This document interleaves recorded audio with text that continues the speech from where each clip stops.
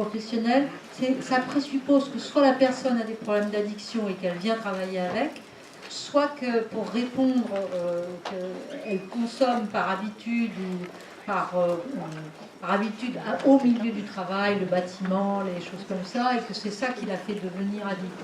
Or, mais on attaque rarement le cœur de l'interrelation entre ce que vit la personne et, au travail, ce qu'est le travail pour elle, et ses conditions de travail comme étant le moteur ou le fil rouge de ses conduites addictives ou de ses consommations. Alors, nous avons un petit peu dépassé le temps. Là aussi, on aura de toute façon, il y aura présentation. Allez, une question ou une réaction avant qu'on passe la parole à Jean-Pierre Coutron.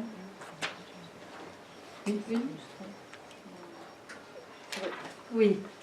Ça aurait été bien d'avoir la fin de votre propos, parce qu'en termes de moyens, on n'a pas eu la finalité de ce que vous vouliez dire, donc excusez-moi, mais moi j'ai envie de donner la parole. Alors c'est vrai que je suis désolée, parce qu'en fait, je pense que non seulement j'avais pas mis ma machine, mais en plus je pense que j'étais partie sur un temps plus long.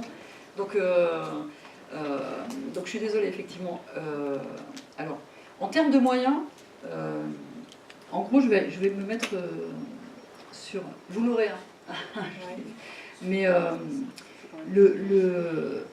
en fait, ce qui est très important, c'est qu'en termes de moyens, c'est finalement, c'est privilégier le dialogue, mais pas au sens lénifiant, au sens de ce que j'évoquais tout à l'heure, c'est-à-dire on met la question du travail en termes d'activité au cœur de la discussion.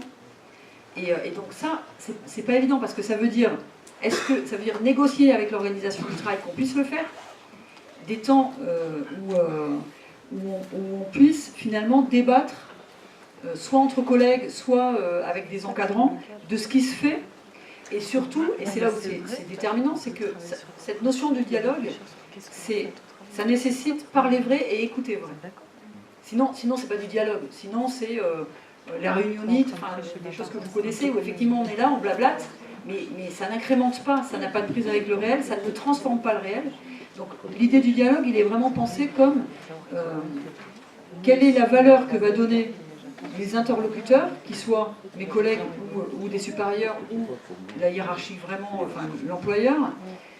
Non seulement quelle valeur ça va être donné, enfin il va être donné à ça, mais quel répondant il va y avoir. C'est-à-dire qu'est-ce qui va être fait de ça.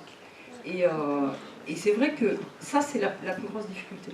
C'est-à-dire que la plus grosse difficulté, c'est de faire mailler la prise de décision, c'est-à-dire de faire mailler l'évolution des... Je vous disais tout à l'heure, le plus souvent, on travaille sur des prescriptions auxquelles on n'a pas été associé. Le moyen de sortir de toutes ces tensions, c'est d'être associé à la prise de décision.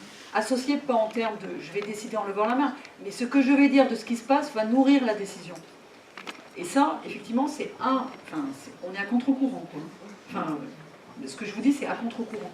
Mais c'est possible de le faire. C'est possible de le faire déjà à l'échelle de son propre collectif. Et le plus possible, justement, à essayer de sortir des impasses dans lesquelles les grilles de lecture mobilisées par la gestion nous mettent. Des approches individualisantes. Oui, mais c'est Pierre-Paul Jacques, c'est pour ça que ça déconne. Vous voyez, enfin, je suis triviale, mais c'est ça qui se passe. C'est-à-dire que si on parle vrai, c'est ça qui va se dire. Et donc voilà, le plus possible, ne tombez pas dans le panneau de l'individualisation. Ça, c'est une des clés. Ouvrez vraiment l'analyse à la situation. Et c'est vrai pour les consommations aussi, même pour un alcoolique, c'est-à-dire même une situation très dégradée. Si quelqu'un arrive alcoolisé et que ça fait des mois que ça dure, c'est la différence entre un endroit où ça va se réguler dans des semaines ou des mois, mais ça va se réguler, et un endroit où ça va durer des années, c'est pas le niveau de gravité de l'alcoolisme.